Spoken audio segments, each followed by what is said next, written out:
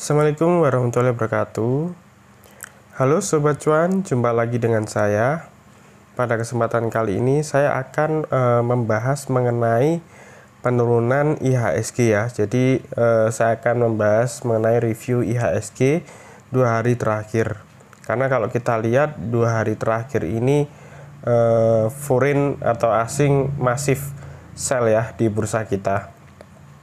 Jadi pada penutupan sore hari ini, kalau kita lihat indeksnya masih turun ya. Kemarin turun 4, sekian persen, hampir kena trading halt. Hari ini sempat turun minus 3% pada penutupan, closingnya akhirnya naik ke 6.820, minus 1,31%, turun 90 poin. Asing net sell 2,9 triliun, kemudian transaksi value untuk totalnya 22,9 triliun. Kemudian asing banyak melakukan net buy di Unilever, Emtek, Pegas, ADMR, ITMG. Kemudian asing banyak net sell ke BBCA, BBRI, Bank Mandiri, Telkom, dan Astra. Oke ya, selanjutnya teman-teman tinggal masuk aplikasi Neohost Mobile seperti biasa. Jadi mungkin saya back dulu ya ke home-nya. Jadi aplikasinya seperti ini tampilannya. Teman-teman kalau mau ngecek indeks atau composite, tinggal masuk index chart. Nah, nanti tampilan basicnya seperti ini. Nah, saya biasanya nampilin MA di sini, cuman MA5 dan MA20 karena itu standarnya. Terus kemudian saya pakai volume, MACD, dan stochastic slow. Nah, ini kita lihat IHSG kemarin di sini turun ya, turun 4,59%. Kemudian hari ini dia turun ke low-nya 6625, minus 3,58%. Low-nya sempat segitu. Di sini akhirnya menimbulkan gap ya. Jadi kalau kita lihat di sini ada jarak sekitar 69 sampai 68, ada gap. Atasnya lagi di sini juga masih ada gap. Nah, ciri seperti ini udah kelihatan IHSG sudah mulai fase bearish ya, teman-teman. Kemudian ciri yang lain, candlestick-nya udah di bawah MA20. Kemudian ciri berikutnya dari sisi MACD ini udah biru pekat ya. Biru pekat kalau dia semakin minus ke bawah atau menjauhi angka 0 atau sentral lainnya, berarti dia udah fase distribusi. Atau dalam tren histogramnya negatif, berarti tren turun. Kemudian stochastic slow-nya juga dia udah mulai melemah ya. Kemudian berikutnya kalau kita lihat dari sisi weekly chart-nya, nah ini sudah MACD-nya sudah menekuk warna biru. Nah, ini sudah dead cross ya, signalan MACD-nya. Terlihat garis warna hijau nekuk ke bawah dengan garis warna biru.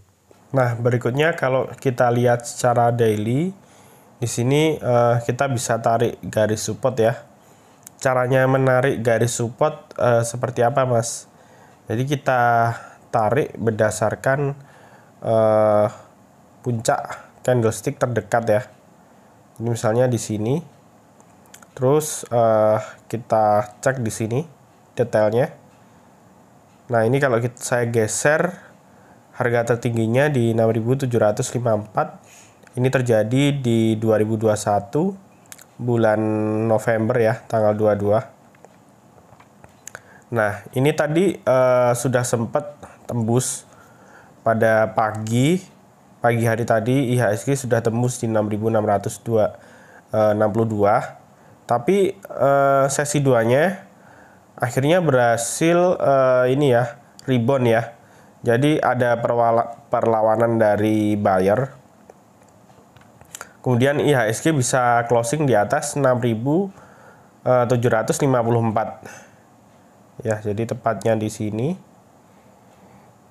Nah, kemudian support berikutnya di sini ya. Jadi sekitar kalau saya lihat sekitar 6.480-an. Ini ada 1 2 3 4. Jadi sekitar 4 penurunan ya. Jadi ini bisa kita sebut sebagai support kuat. Nah, kalau semisal besok IHSG dia rebound, karena kalau kita lihat malam ini indeksnya US positif ya. Kalau besok pagi closingnya masih positif, kemudian kemungkinan global positif dan besok IHSG akan rebound untuk menutup gap pertama ya. Jadi gap pertama tadi pagi udah ketutup, terus kemudian masih ada ini ya sisa gap ya yang belum ketutup. Nah, ini kemungkinan besok akan ketutup. Nah, namun tertutupnya gap ini biasanya hanya technical rebound. Jadi technical rebound itu dia cuma ada pantulan sesaat, belum valid mantul. Kemudian nanti setelah gapnya tertutup, indeks masih ada potensi turun kembali dengan target support 6.480-an. Nah, ini kemungkinan udah support kuat. Kalau semisal indeksnya tembus lagi, kita bisa lihat bottomnya sekitar 6250. Nah, ini ideal ya untuk penurunan IHSG. Berikutnya, setelah kita tahu target bottomnya di berapa, kita bisa hati-hati ya, dan kita bisa ngira-ngira, kita bisa ngelihat posisi asing di saham-saham yang rawan dibanting ya, kayak BBCA sama BBRI 2 hari terakhir dibanting lebih dari 1T. Jadi teman-teman di sini harus tahu ya, IHSG arahnya mau kemana. Nah, teman-teman jangan takut. Jadi kondisi penurunan IHSG sekarang memang karena kita lihat ngekor indeks global ya, terutama US. Karena US ini ada kenaikan Fed rate, dan the Fed ini memang akan agresif menaikkan suku bunga, dan itu secara short term berdampak ke emerging market ya, negara-negara berkembang terutama di Indonesia. Namun kita tahu sendiri bahwasannya 2021 banyak sekali emiten-emiten terutama perbankan ya, perbankan dan juga tambang itu masih dapat menghasilkan kinerja yang positif laporan keuangannya, dan di kuartal 1 juga masih positif. Nah, saya rasa penurunan saat ini adalah wajar karena IHSG selama awal tahun belum pernah turun, dan ada istilah sell May and go away. Jadi istilahnya ini memang siklus aja. Jadi teman-teman jangan takut, justru ini momentum untuk kita buy. Tapi kita tetap follow asing, dan kita tetap berhati-hati, konservatif buy. Teman-teman juga perketat money management. Kalau bisa pakai sistem cicil, pakai metode piramida 5-10% modal dulu. Nah, setiap ada penurunan besar di IHSG selalu akan new high di tahun berikutnya. Karena kalau kita lihat kemarin pada waktu tahun Covid, IHSG juga sempat turun dalam ya. Kalau kita lihat secara weekly di sini ya. Jadi kalau kita lihat secara weekly di sini, nah ini pada saat Covid IHSG sempat terjun bebas dari 6.300 ke 3.911. Kemudian 1 tahun berikutnya udah bertengger di 6.000 lagi di tahun 2021. Dan di 2022 sudah menembus all time high di 7.355. Jadi penurunan sekarang ini adalah wajar. Nah, supaya IHSG bisa all time high lagi di kemudian hari kayak gitu. Jadi teman-teman, justru ini adalah momentum untuk kita melihat ya, kesempatan untuk kita melihat saham-saham yang sudah diskon. Oke ya, segitu dulu mengenai review tentang IHSG. Thank you for watching.